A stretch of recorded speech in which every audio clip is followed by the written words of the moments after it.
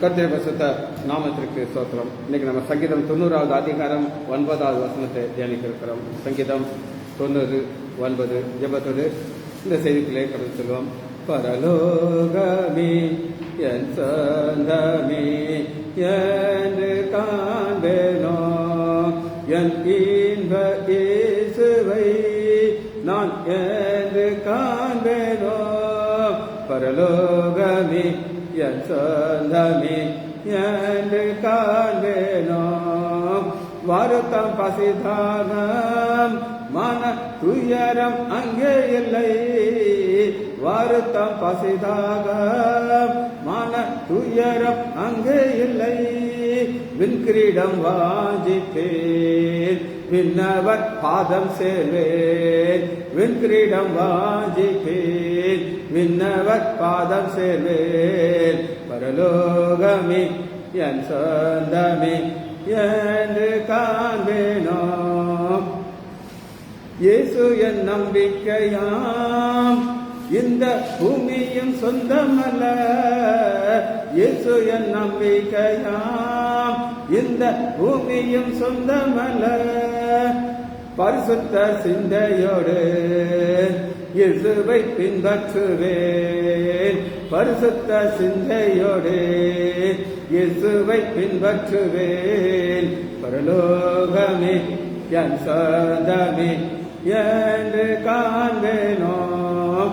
சிலுவாயுள் ஆராயண்டேன், இனி நான் அல்ல இயேசுவே. சிலுவாயுள் ஆராயண்டேன், இனி நான் அல்ல இயேசுவே. அவரின் மகிமையே எனது லட்சியமே. அவரின் மகிமையே எனது லட்சியமே. பரலோகமே என் சொந்தமே என்று காண்பேனோ. ஓட்டத்தை ஜெயமுடன் நானும் ஓடிட அருள் செய்வார். ஓட்டத்தை ஜெயமுடன் நானும் ஓடிட அருள் செய்வார். விசுவாச பாதையில் சோராது ஓடிடுவேன். விசுவாச பாதையில் சோராது ஓடிடுவேன். பரலோகமே என் சொந்தமே என்று காண்பேனோ.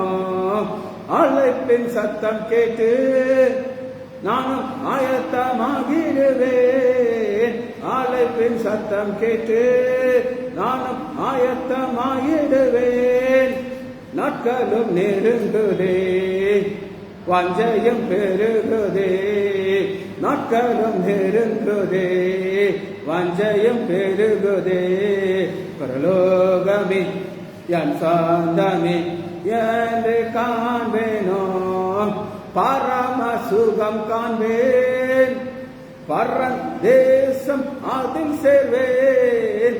பரம சுகம் காண்பேன், பரன் தேசம் அதில் சேர்வேன். ரப்பகல் வேலையே ரட்சகர் வெளிச்சமே. ரப்பகல் வேலையே ரட்சகர் வெளிச்சமே. பரலோகமே என் சொந்தமே என்று காண்பேனோ. பளிங்கு நதியோரம் சுத்த தாகம் தீர்த்திடுவார். பளிங்கு நதியோரம் சுத்த தாகம் தீர்த்திடுவார். தூதர்கள் பாடிட துயோனை தரிசிப்பேன். தூதர்கள் பாடிட துயோனை தரிசிப்பேன். இயேசுவே நாமத்தாலே ஜெபங்களை பிதாவே, ஆமென். Balasundari praise Lord, Leela Ammal praise Lord, Rajesh Daniel praise Lord, Nagaratnam Ammal praise Lord. சரி, சங்கீதம் 90வது அதிகாரம் 9வது வசனம். எங்கள் நாட்கள் எல்லாம் உமது கோபத்தால் போய்விட்டது. சரி, இப்ப ஒரு கோபம் யாருக்கு வரும் அப்படின்னு கேட்டீங்கன்னா ஓனருக்கு வரும். இப்ப ஒரு காரியத்துக்கு நீங்க ஒருத்தர வேலை பார்க்குறீங்க, கேமரா போட்டு கீழே போட்டு உடச்சிட்டீங்க, கோவம் வருமா வராதா? ஏனால அந்த வேல்யூ தெரியும். அதான் கரெக்டான வார்த்தை. இப்போ உங்கள் கூட இன்னொருத்த வேலை பார்க்குறான், அவன் என்ன சொல்லுவான்? தெரியாமல் வச்சிருங்க நாச்சி. அவன் கோபப்படுவானா? அவன் இந்த பைபிளில் ஏன் ஆண்டவருக்கு கோபம் வருதுன்னா, அவர் தான் நம்மளை சிருஷ்டித்தான், உண்டு பண்ணி உருவாக்கி ஒரு நோக்கத்தோடு வைத்திருக்கிறார். அந்த நோக்கம் மாறும்போது அவருக்கு கோபம். அதுதான் பேசிக் கான்செப்ட். இப்போ ஒரு ஒன்றுமே தெரியாத ஒரு அப்பாவையும் ஒருத்தன் உட்காந்துருச்சு, அவனுக்கு எதுவுமே தெரியாது. அவன் முன்னாடி என்ன செய்யுங்க, அவன் பாட்டுக்கு என்னமோ நடக்குதுயா, இவரும் செய்கிறாரு, நானும் பார்த்துக்கிட்டு இருக்கேன். நீங்கள் கேட்பீங்க, சூடு சொரணம் எல்லாம் இருக்கான கேட்பீங்க, பார்த்துருக்கீங்களா?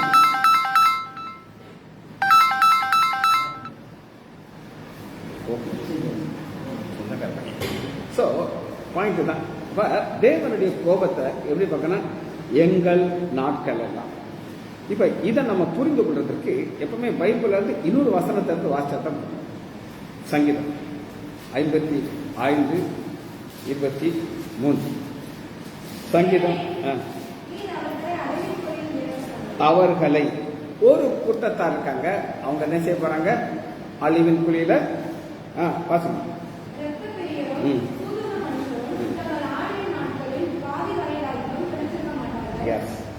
நானும் உண்மையான.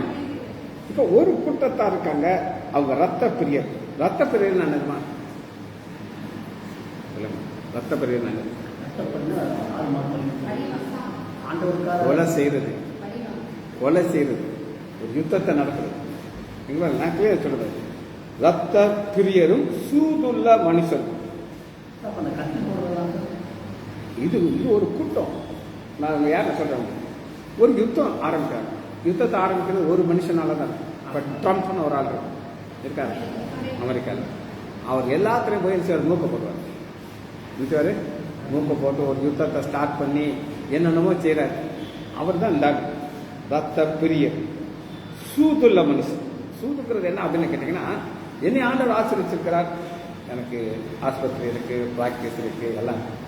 இப்போ நான் அதை சந்தோஷமா நான் வச்சுக்கிறேன். இப்போ இன்னொரு ஆஸ்பத்திரியில் அங்கே போய் அதை நான் விலைக்கு கட்ட அப்படின்னு வராம எனக்கு எல்லாம் எனக்கு தான் எனக்கு தான். அதான் அதனால தான் இங்கே நம்ம போகிறோம். இவங்களை ஆண்டவர் ஆஃப் பாதி நாட்கள் வரை பிழைத்திருக்கார்கள், நானோ உமை நம்பி. சரி, இப்படி ஆஃப் லைஃப்ல ஆண்டவர் ஒரு சிலரை ஜீவனை எடுத்துக்கிறார். அது என்ன நம்ம அதை பார்ப்போம். இது நடந்த சம்பவம் பைபிள்ல இருந்து எடுத்துப்பாங்க. எடுத்துக்கோங்க. 2 சாமுவேல் 2வது அதிகாரம் 18. 2 சாமுவேல் 2:18 வாசிங்க.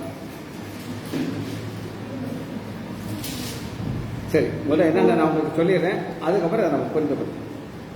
2 ராஜாக்கள், ஒருத்தர் சவுல், அவர் மரிச்சிட்டார்.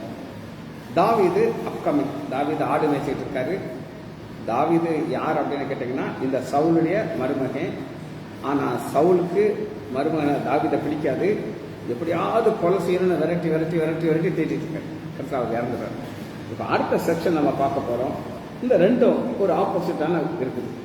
சரியா? வாசிப்பாங்க. 12வது வருஷம் வாசி. அப்னேர்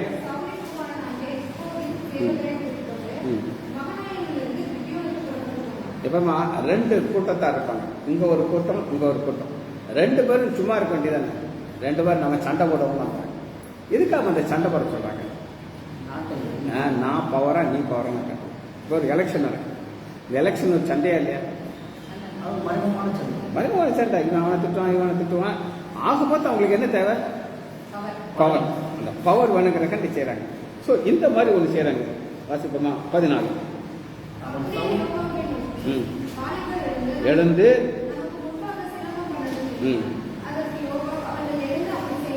இந்த சிலம்பம்ங்கிறது என்னது? ஒரு போட்டி, அவ்வளவுதான். கலை. ஆனா அந்த கலை என்னதான் மாறிடுது? மரணமா மாறி. வாசி பார்ப்போம். பக்கத்திற்கு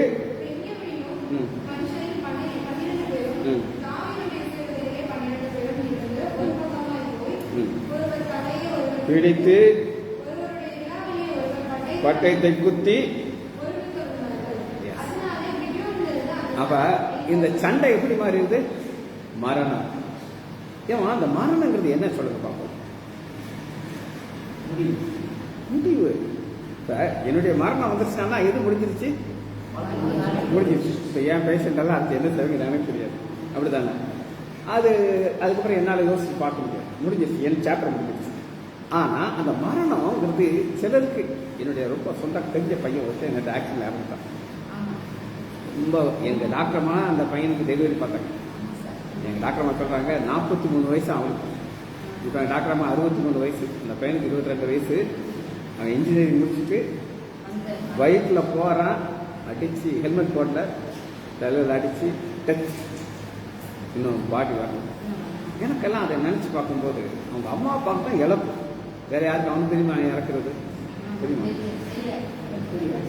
அவனுக்கு தெரியாது, அவன் கதை பிடிச்சிருச்சு. அதுபோல தான் இங்கேயே பாருங்க 17 ஆண்ட்ரே தினம்.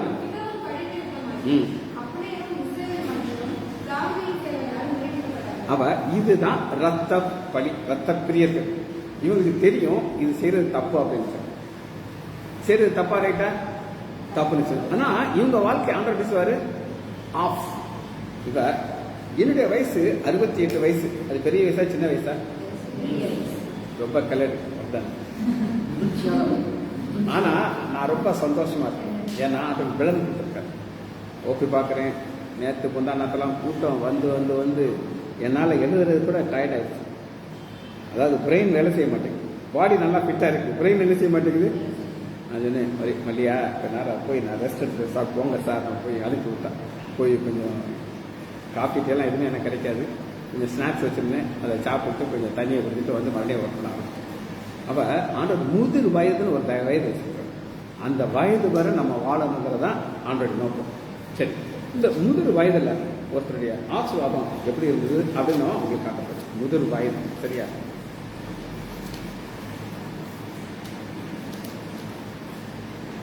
ஒன்று ராஜாக்கள் 1வது அதிகாரம் 1 வசனம்.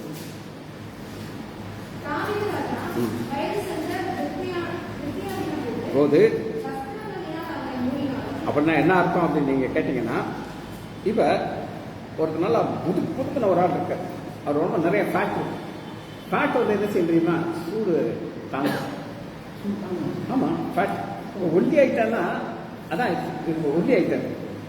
இல்லை ஃபேட் இல்லை, அதனால எவ்வளவு போட்டாலும் அவருக்கு என்ன செய்ய மாட்டேங்குது, தாங்க மாட்டேங்குது. அப்ப இந்த வயசுக்கு பேர் என்ன? முதிர் வயது. வாசிங்க.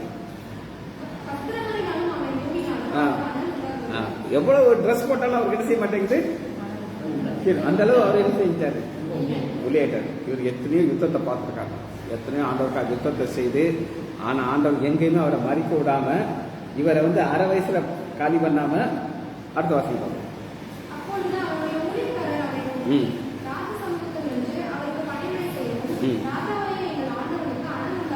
அண்ணல் உண்டாக்குறது என்னதுமா? ஒரு பெண் கூட போய் படுத்து கொஞ்சம் பேச்சு விட்டா என்ன உண்டாக்கும்? ராஜாக்கு முடியும், மற்றவங்களுக்கு முடியுமா? முடியாது. இதுதான் வயசு கூடும்போது கிடைக்கிற ஒரு ஸ்ட்ரென்த், சரியா? இன்னொரு மனிதனை காட்டுறேன். ஸ்ட்ரென்த், அவருக்கு வயசு கூடிருச்சு, இருந்தாலும் அவருடைய பலன் குறைய வாசிப்போமா? உபாகம் 34வது அதிகாரம் 5 மோசே. கர்த்தருடைய தாசனாகிய மோசே என்னதுமா? கர்த்தருடைய தாசனா என்னதுமா? பிள்ளை, வேலைக்காரன். அதாவது நான் ஆண்டவர் ஊழியம் செய்கிறேன், நான் ஊழியம் செய்கிறேன், ஆண்டவர் என்னை அதிகாசமா ஆசைப்பட்டிருக்கிறேன். புரியுதா? ஒரு தடவை எங்கள் வீட்டுக்கு தூரத்து சொந்தத்திலிருந்து ஒருத்தவங்க வந்தாங்க. வந்து டிஸ்டன்ட் ரிலேஷன் கேட்குறாங்க, இதில் யார் ஆண்டவர் ஊழியம் செய்கிறாருன்னு சொல்லி அப்படி கேட்குறாங்க. எல்லாரும் யாரை காட்டுறாங்க? அண்ணன் இருக்காரு, தம்பி இருக்காரு. தம்பி ஊழியம் செய்கிறாரா? ஏன் செய்ய மாட்டேங்கிறாரு? டைம் வரலையே, இல்லையா? ஏதோ ஒன்று, சரியா? ஆனால் வாசிங்க இருக்கு. கர்த்தரின் வார்த்தையின்படி, இதுதான் ஃபுல் லைஃப். வார்த்தையின்படி மடிக்கிறதுனா ஆண்டவர் நமக்கு எனக்கு ஒரு பாதை வச்சிருக்காரு. எனக்கு என்ன ஆசைன்றது நான் சொல்றேன். என் மரணம் எப்படி இருக்கணும் அப்படின்னு கேட்டீங்கன்னா, பிரசங்கம் பண்ணிக்கிட்டே இருக்கணும், நல்லா வயசாகி அப்படியே புரியுது நின்று அப்படி இருக்கணும். இதுதான் என்னுடைய ஆசை. அதாவது படுத்து கலந்து இந்த மாதிரி பிள்ளைகள் சொல்லி ஏமா இந்த கேன் எடுமா யூரின் போகணும் இவன் சொல்லுவா சார் எனக்கு வேலை இருக்கு புரியுதா? இதெல்லாமே எனக்கு பிடிக்காது. என்னது நல்லா அப்படியே ஸ்ட்ராங்கா இருக்கும்போது போயிடும். சரியா? அடுத்த வாசிங்க.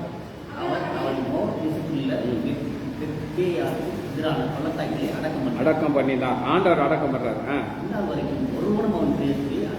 அடுத்து மோசே மரிக்கிற பொழுது 120 வயசுல நான் சொன்னாப்ல ஸ்ட்ரென்த் தாவீதுக்கு ஸ்ட்ரென்த் எல்லாம் போயிடுச்சு. அவருக்கு ஆள் வேண்டியதுக்கு தேய்ச்சி விட்டு. ஆனா வாசிங்க. அவன் கண் இருடையும் இல்லை, அவன் கண் குறைவும் இல்லை. அப்ப அவர் என்ன போடல? கண்ணாடி போடல. என்ன செய்யல? கண்ணாடி. இந்த இவர் எழுதுனதான் நம்ம வாசிப்போம். இப்ப வாசிங்க சங்கீதம் 90வது அதிகாரம் பிராக்கெட் வாசிக்க பார்ப்போம். தேவனுடைய மனுஷனாகிய மோசேயும் தேவனுடைய மனுஷனாகிய அதான் புரியுதா? இப்ப இவருக்கு மறிக்கும் போது ஃபுல் வயசோட எழுதினாரு மறிக்கிறார். சரி, ஆஃப் வயசுல மறித்த ஒரு ஆளை நம்ம காட்டப்போம். பாதி வயசு. 1 ராஜாக்கள் 2வது அதிகாரம் 36. 1 ராஜாக்கள் 2:36. சீமையை அழைப்பித்து சரி, இந்த சீமையை யார் பாப்பா சீமை யாருன்னு சொல்லி சரி. 2 சாமுவேல் 16வது அதிகாரம் 5வது. 2 சாமுவேல் 16:5. நான் உங்களுக்கு பேக்ரவுண்ட் சொல்லிடுறேன், அப்பதான் புரியும். ஏமா எல்லாம் கையில பணம் இருக்குது, பவர் இருக்குது. இப்போ அம்மா ஜெயலலிதா தெரியுமா? ஜெயலலிதா தெரியுமா? பார்த்துக்கீங்க. அந்த அம்மா ரோட்டில் நடக்கும்போது எப்படி நடக்கும்? ரோட்டில் நடக்காது. ஒரு வேளை நடக்கும் போது சுற்றி போலீஸு டிஎஸ்பி அவன் எல்லாம் இருப்பான், யாருக்கிட்டே வர முடியாது. ஒரு ராஜபாளையத்தில் ஒரு மீட்டிங்கில் அந்த அம்மா உட்காந்துருக்கும். ஒரு விரியன் யாரு அவன் போய் அம்மா கை கொடுத்தான். குடிச்சு கூட்டிட்டு போய் உட்கார்ந்து அடி அவனுக்கு எப்படி போய் அம்மாவை தொடலாம் அப்படின்னு சொல்லி. ஆனா இங்க தாவீதுக்கு மகன் பவர் வந்துட்டாரு. இவர் உயிருக்கு பயந்து நடந்து போயிட்டு இருக்கார். பாசிக்கலாம்.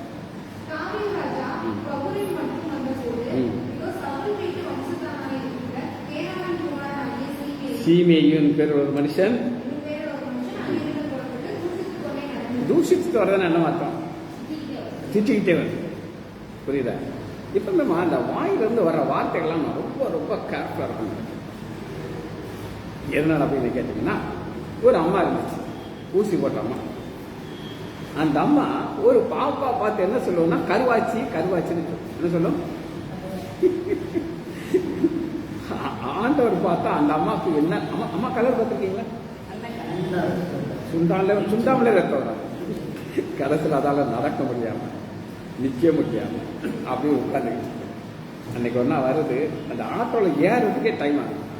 அந்த நேரத்தில் அந்த வாயில அந்த வார்த்தை ரொம்ப ரொம்ப காசா கண்ணால நான் பார்ப்பேன். அதிகாரத்தில் இருக்கு. அதனாலதான் இவன் தூசிச்சுட்டே வர்றான். ஆறு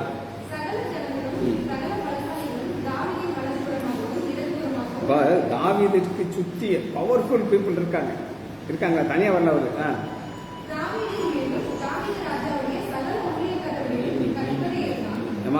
இப்ப ஜெயலலிதா அம்மா நடந்து வராங்க, நீங்க கல்லோட்டை எரிவியா? ஆனா இவனுக்கு எந்த அளவு தைரியம் இருக்குன்னா அந்த அளவு ஹார்ட் ஹார்ட்டட் சொல்லும். எப்பவுமேமா எனக்குலாம் ரொம்ப பயமா இருக்கும். யாராவது என்னைய பத்தி தப்பா சொல்லக்கூடாது அப்படின்னு நான் அப்படி ரொம்ப கேர்ஃபுல்லா இருப்பேன். இங்க ஒரு பாப்பா முன்னாடி உட்காந்துருந்தேன். ஆளை காணும், ஊருக்கு போயிட்டான். அவங்க அம்மா அப்பா வந்திருந்தாங்க. ஒரு பொண்ணு தெரியுமில்லைங்க. அப்ப அவளை பத்தி நிறைய பிளஸ்ஸா சொல்லிட்டு கடைசியில் சொன்னேன், உங்க மகட்ட ஒரே ஒரு பிரச்சனை என்னன்னா பைபிள் வாசிக்க மாட்டான். என்ன செய்ய மாட்டான்? ராஜேஷ் இருக்காரு, அவரு பாத யாத்திரையா போனவர். இங்க வரும்போது கழுத்துல கொட்டையெல்லாம் இருந்துச்சு, பட்டையெல்லாம் இருந்துச்சு, கையில வலையெல்லாம் போட்டிருந்தாரு. அடுத்த வந்து பைபிள் கேட்டு வந்தாரு. அவரு ஒன்னா கேட்கற ஐயாமா அவருக்கு ஆசை என்னமா? புரியுதா? அவ வாசிப்பாளா? அவங்க அம்மா முகத்துல அப்படி ஒரு ஷாக். ஏன் பாப்பா வாசிக்க மாட்டேன்? ஸோ இதை நான் சொல்லணுமா சொல்லக்கூடாதா? சொல்லணும். அது வேற இது வேற. இது தூஷிக்கிறது கிடையாது. மாட்டேன். இதுக்கு தமிழ்ல சொன்னீங்க போட்டு கொடுக்கறது சொல்லணும். தெரியுமா? அது அது போதகராக நான் அதை செய்யணும். வாசனம் 9. அப்பொழுது ஏமா இவன் வந்து கேப்டன்.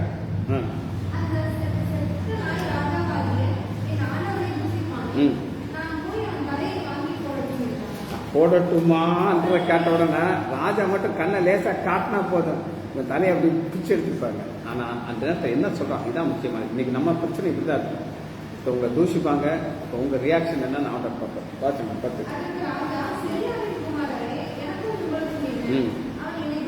என்னை தூஷிக்கட்டும். ஏமா நீங்க யாராச்சும் இல்லைங்களா திட்டு மாதிரி திட்டுன்னு சொல்லுவீங்களா? யாராவது திட்டு விடுவீங்களா? சண்டைக்கு வருவீங்களா இல்லையா? கோவம் எப்படி வரும்? ஆனா ராஜா சொல்றாரு தூஷிக்கட்டும். இதாமா இதை நீங்க நல்லா புரிஞ்சுக்கிறோம். ஏமா ஆண்டுடைய பிள்ளைகளுக்கு தலையில இருக்கிற மூடி கூட கீழே விழாது. ஆனா ஒரு சிறுமைப்படுத்துவார். இந்த சிறுமைப்படுத்தும் போது நீங்க எவ்வளவு போல கொயட்டா இருக்கீங்களோ அந்த அளவுக்கு உங்களுக்கு ஒரு ஆசீர்வாதம்.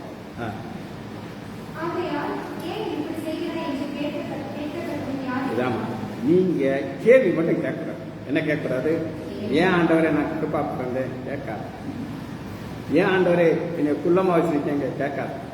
ஏன் ஆண்டவரை மண்டையில முடியல கேட்காது. உயிர் வைக்கல, உயிர் வச்சுக்கிட்டு ஆரோக்கியமா இருக்குது பேஷண்ட பார்க்க, இது எல்லாமே எனக்கு கிடைச்சிக்க. பிளஸ் மைனஸை பத்தி என்ன செய்யக்கூடாது. அடுத்து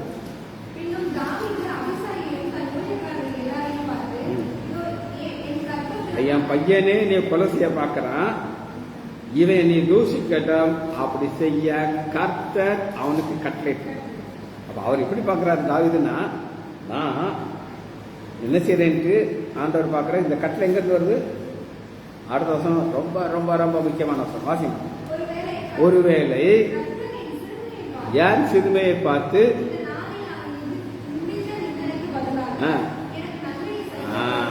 இது புரிஞ்சுக்கிச்சா?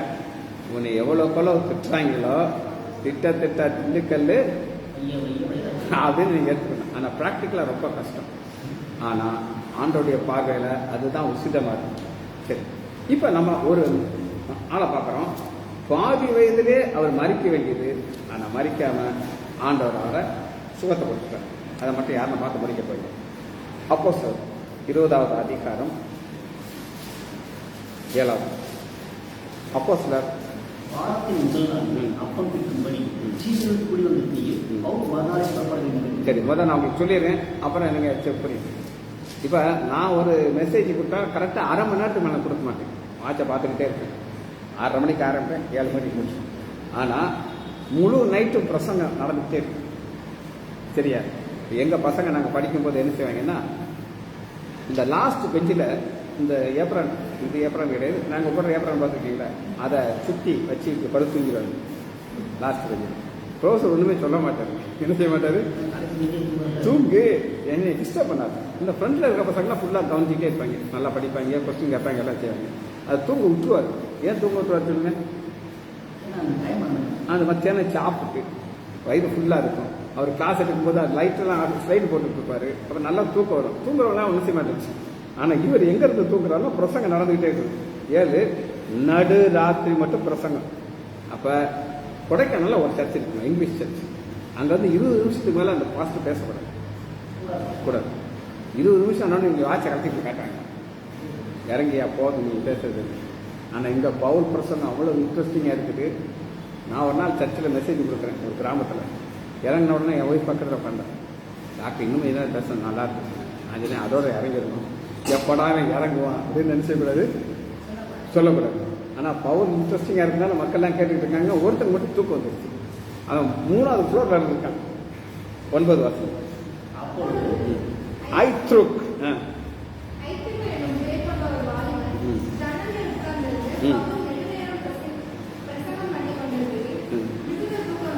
தூக்கமாமா தூக்கம் தூக்கம் இல்ல தூக்கம். ஒரு தூக்கம் அப்படியே தாளாட்டுறாப்புல இருக்குது. என்னது?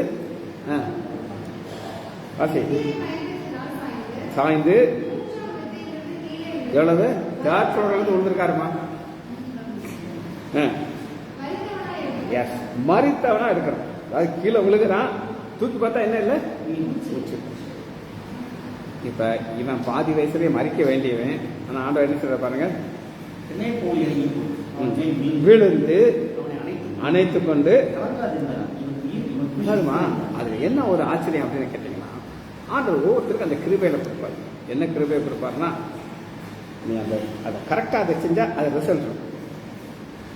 இப்போ 2 பேஷண்ட் நீங்கள் பார்த்தீங்கன்னா காலை எடுக்கணும்னு சொல்லி மருந்து வந்திருக்காங்க, காலை கட் பண்ணணும். ஆனால் ஆண்டோடைய கிருபைனால நான் ஒரு பிளாஸ்டர் போட்டு அதை ஒரு புண்ணு வாட அந்த தாங்க முடியும். நடக்க வச்சாச்சுன்னா அந்த அம்மா ஃபர்ஸ்ட் ஃப்ளோரில் இருக்குது, அது சொல்லுது சார் நல்லா இருக்கேன் சார். அது வீட்டுக்கு போக மாட்டேன். ஏமா எதுக்கு இங்கே இருக்க சார், வீட்டில் சாப்பாடுலாம் கஷ்டம் சார், இங்கேயே இருந்துக்கிறேன் சார். பார்த்துருக்கேன் நம்ம, நீ பார்த்துருக்கீங்களா அப்போ ஃபர்ஸ்ட் ஃப்ளோரில் கவுச்சு என்னத்த போனீங்கன்னு எனக்கு புரியுதா? அப்போ இது எதுக்கு நான் சொல்கிறேன்னா, ஒரு சிலருக்கு இந்த ஆசை இருக்கும். ஆனால் நான் உங்களுக்கு உயிரெல்லாம் கொடுக்க முடியாது. ஆனால் பவுல் என்ன செய்தாரு, பாதி வயதில் போக வேண்டியதுடைய ஜீவன் ஆண்டவர் காக்கிறோம். வசந்த வாசம் அது முடிக்க இருக்கிறோம். சங்கீதம் 90வது அதிகாரம் 9வது வசனம்.